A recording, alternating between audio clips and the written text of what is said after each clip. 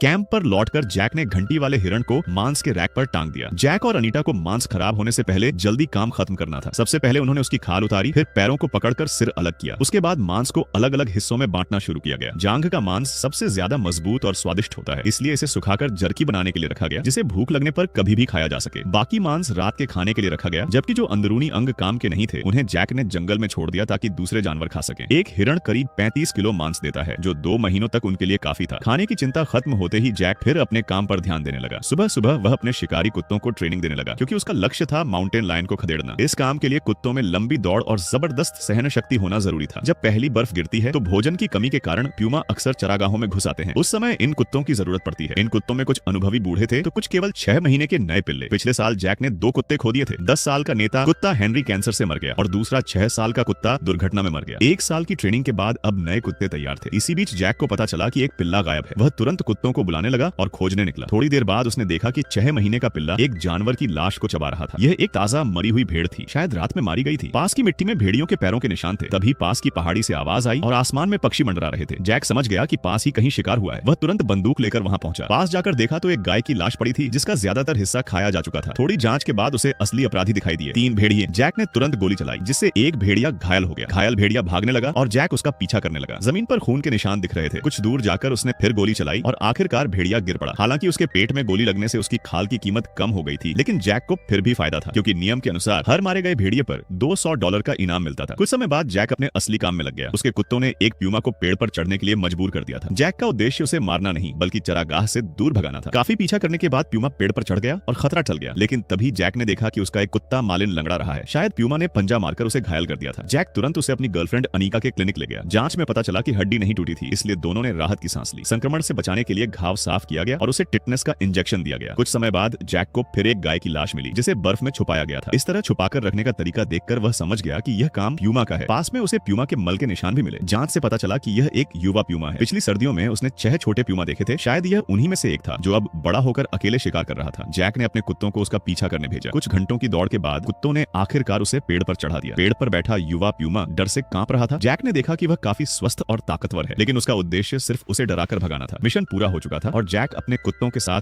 घर लौट गया। अगर आपको ऐसी ही रोमांचक और सच्ची जंगल की कहानियां पसंद हैं, तो चैनल को अभी सब्सक्राइब करें और वीडियो को लाइक करना मत भूलिए।